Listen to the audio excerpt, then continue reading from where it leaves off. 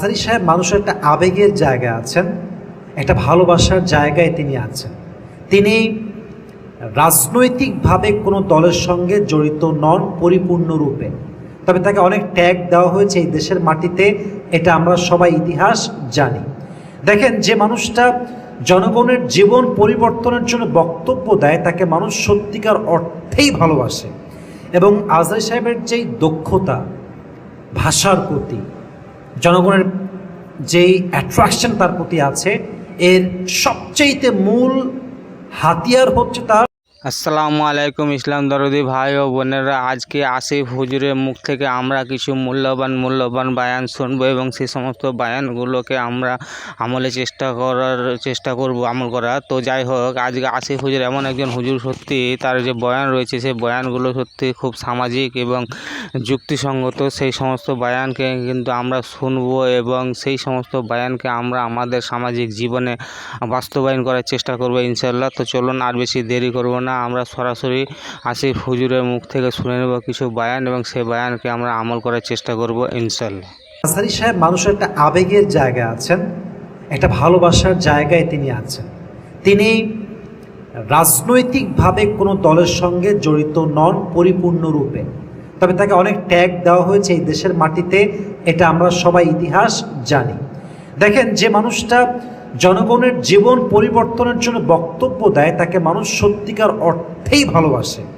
এবং আজহারী সাহেবের যেই দক্ষতা ভাষার প্রতি, জনগণের যেই অ্যাট্রাকশন তার প্রতি আছে, এর সবচেয়ে মূল হাতিয়ার হচ্ছে তার শুদ্ধ ভাষা, তার মায়াকণ্ঠের যে কথাগুলো আছে, মানুষ এটাকে বড্ড ভালোবাসে।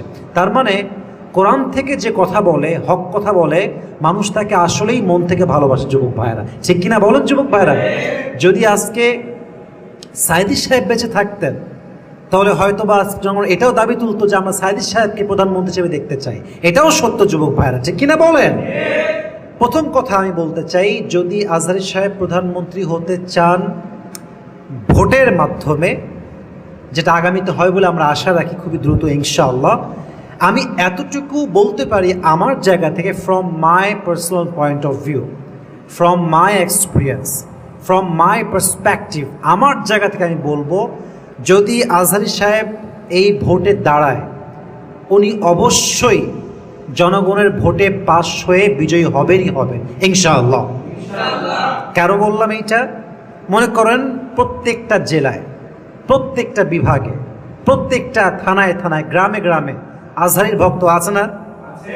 একজন মা যিনি রান্না করতেও আজহারীর ওয়াজ শোনে, যিনি অটোতে গেলেও আজহারীর ওয়াজ শোনে, যিনি বাসায় বসে দিয়ে খাওয়ার সময় আজহারীর ওয়াজ শোনে, তো সে যখন দেখবে যে আমার কাছে একটা আছে জালেম, আর একজন আছে ইনসাফ ভিত্তিক যিনি শাসন কায়েম করবেন, এই দুইটা পক্ষ যখন একসঙ্গে দাঁড়াবে, তখন তো সাধারণ একটা হিসাব এটাই যে মানুষ তাকেই ভোট দিবে যাকে মানুষ একজন ইনসাফ ভিত্তিক মানুষ হিসেবে চেনে। যুবক ভাইরা, ঠিক কিনা বলেন? তো তিনি সাধারণ জনগণের ভোটে পাশ হবেন, এখানে কোনো সন্দেহ নাই।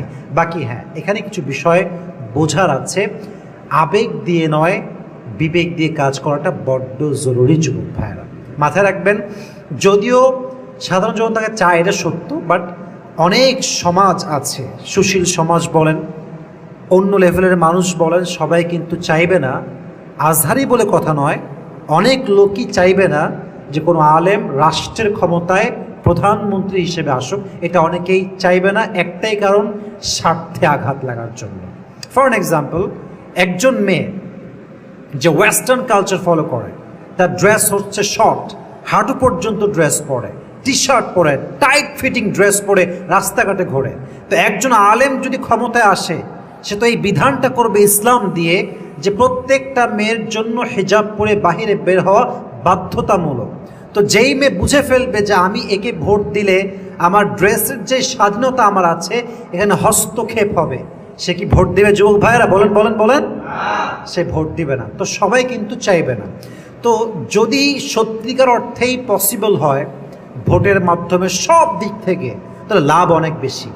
প্রথম লাভ হচ্ছে এই দেশে কোরআন ভিত্তিক সমাজ কায়েম হবে। যেই দেশের আইন চলে কোরআন দিয়ে, ওই দেশে কি দুর্নীতি আর যুবক ভাইরা হতে পারে? আপনি সৌদি আরবকে দেখেন, সব নিয়ম কিন্তু চালু নেই, একটা বিধান চালু আছে, চোর চুরি করলেই হাত কাটা, কোনো ছাড় নাই।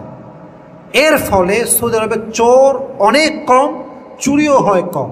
তো দেশের প্রত্যেকটা সংবিধান যদি আমরা কোরআন দিয়ে সাজাই, তাহলে দেশে চুরি, ডাকাতি, রাহাজানি, জেনা, রেপ একটাও থাকবে না যুবক ভাইরা, ঠিক কিনা বলেন? আবার পাশাপাশি আমরা কি পাবো? দিনের শিক্ষা পাবো। সুদ ভিত্তিক যে সমাজ ব্যবস্থা, এটা দূর হয়ে যাবে। পাশাপাশি জানের নিরাপত্তা, মালের নিরাপত্তা, এবং সর্বশেষ যেটা আমাদের খুবই দরকার, ইসলামকে কোনো প্রকার বাধা ছাড়া পালন করা। আজকে দাঁড়িয়ে রাখলে শিবির হয়ে যায়, জামাত হয়ে যায়, জঙ্গি হয়ে যায়। এই ট্যাগগুলো আমাদের দেশে ছিল কি ছিল না যুবক ভাইরা? অনেক বেশি ছিল। দাড়ি রাখলেই শিবির, সত্য কথা বললেই জঙ্গি।